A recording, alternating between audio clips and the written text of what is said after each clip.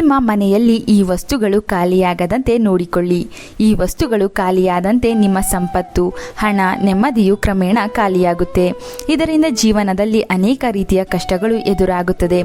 ಶಾಸ್ತ್ರದ ಪ್ರಕಾರ ಹಾಗೂ ವಾಸ್ತು ನಿಯಮದ ಪ್ರಕಾರ ಮನೆಯಲ್ಲಿ ಯಾವ ವಸ್ತುಗಳು ಸಂಪೂರ್ಣವಾಗಿ ಖಾಲಿ ಮಾಡಬಾರದು. ಇದರಿಂದ ಏನಾಗುತ್ತದೆ ಎಂದು ಈಗ ನೋಡೋಣ. ಮನೆಯಲ್ಲಿ ಕೆಲವು ಪ್ರತ್ಯೇಕ ವಸ್ತುಗಳು ಖಾಲಿ ಆಗದಂತೆ ನೋಡಿಕೊಳ್ಳಬೇಕು ಎಂದು ಆಗಿನಿಂದಲೂ ನಮ್ಮ ಹಿರಿಯರು ಹೇಳುತ್ತಲೇ ಬಂದಿದ್ದಾರೆ.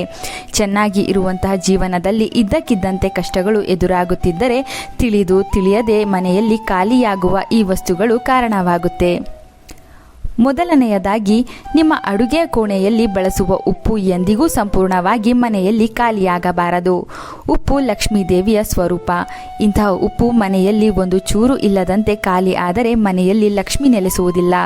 ಇನ್ನೊಂದು ಸ್ವಲ್ಪ ಉಪ್ಪು ಇದೆ ಎಂದಾಗಲೇ ಹೊಸ ಉಪ್ಪನ್ನು ಮೊದಲೇ ಮನೆಗೆ ತಂದಿಟ್ಟುಕೊಳ್ಳಬೇಕು.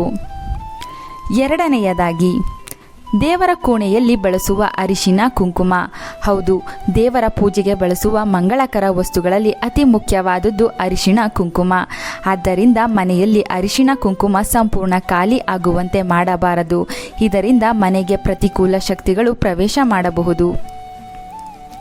ಮೂರನೆಯದಾಗಿ, ಅಡುಗೆ ಮನೆಯಲ್ಲಿ ಗ್ಯಾಸ್ ಸ್ಟವ್ ಮೇಲೆ ಅಡುಗೆ ಪದಾರ್ಥ ಇಲ್ಲದ ಖಾಲಿ ಪಾತ್ರೆ ಇರಿಸುವುದು. ಅಂದರೆ ಆಹಾರವನ್ನು ಸಂಪೂರ್ಣವಾಗಿ ಪಾತ್ರೆಯಲ್ಲಿ ಖಾಲಿ ಮಾಡಬಾರದು. ಒಂದು ತುತ್ತಾದರೂ ಅನ್ನ ಅಥವಾ ಆಹಾರ ಆ ಪಾತ್ರೆಯಲ್ಲಿ ಇರುವಂತೆ ಬಿಡಬೇಕು.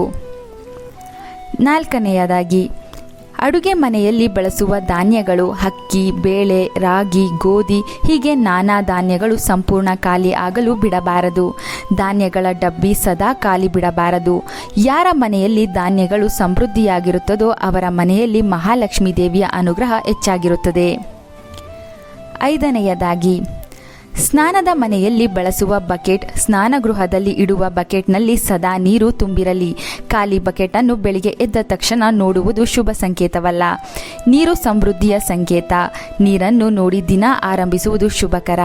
ಸ್ನಾನದ ಮನೆಗೆ ಯಾರೇ ಹೋಗಲಿ ಬಕೆಟ್ ನೀರು ಖಾಲಿ ಆದಂತೆ ಮತ್ತೆ ತುಂಬಿಸಿ ಬನ್ನಿ. ಒಡೆದು ಹೋದ ಬಕೆಟ್ ಅಥವಾ ಬಿಂದಿಗೆ ಬಳಸಬೇಡಿ. ಆರನೆಯದಾಗಿ, ದೇವರ ಕೋಣೆಯಲ್ಲಿ ಒಂದು ಚೊಂಬಿನಲ್ಲಿ ನೀರನ್ನು ಇಡುವ ಅಭ್ಯಾಸ ಈಗ ಎಲ್ಲರಿಗೂ ಇದೆ. ಆದರೆ ಎಂದಿಗೂ ಕೂಡ ದೇವರ ಮುಂದೆ ಇಡುವ ಚೊಂಬು ಅಥವಾ ಲೋಟ ಖಾಲಿ ಇರಬಾರದು. ದೇವರಿಗೆ ಇಟ್ಟ ಚೊಂಬಿನಲ್ಲಿ ಸದಾ ನೀರು ಇರಬೇಕು. ಎಷ್ಟೋ ಜನ ದೇವರಿಗೆ ಇಡುವ ನೀರಿನಲ್ಲಿ ತುಳಸಿ ಎಲೆ ಅಥವಾ ಗಂಗಾಜಲ ಬೆರೆಸಿರುತ್ತಾರೆ. ಇದು ತುಂಬ ಒಳ್ಳೆಯದು. ಏಳನೆಯದಾಗಿ, ನಿಮ್ಮ ಮನೆಯ ಖಜಾನೆ ಸಂಪೂರ್ಣವಾಗಿ ಖಾಲಿ ಮಾಡಬಾರದು. ಮನೆಯಲ್ಲಿ ದುಡ್ಡು ಇಡಲು ಒಂದು ಜಾಗ ಇದ್ದೇ ಇರುತ್ತದೆ. ಆ ಜಾಗ ಅಥವಾ ಆ ಬೀರು ಎಂದಿಗೂ ಪೂರ್ತಿಯಾಗಿ ಖಾಲಿ ಆಗಬಾರದು. ನಾಣ್ಯಗಳು, ನೋಟುಗಳು ಸದಾ ದುಡ್ಡು ಇಡುವ ಜಾಗದಲ್ಲಿ ಸ್ವಲ್ಪವಾದರೂ ಇರಲೇಬೇಕು. ನಿಮ್ಮ ಸಂಪತ್ತನ್ನು ನೀವೇ ಸಂಪೂರ್ಣವಾಗಿ ಖಾಲಿ ಮಾಡಿದರೆ ಅಭಿವೃದ್ಧಿ ಅಥವಾ ಆ ಮನೆಗೆ ಸಂಪತ್ತು ಹೇಗೆ ವೃದ್ಧಿಯಾಗುತ್ತದೆ ಅಲ್ಲವೇ? ಆದ್ದರಿಂದ ದುಡ್ಡು ಕೂಡ ಮನೆಯಲ್ಲಿ ಎಂದಿಗೂ ಪೂರ್ತಿಯಾಗಿ ಖಾಲಿ ಆಗದಂತೆ ನೋಡಿಕೊಳ್ಳಬೇಕು.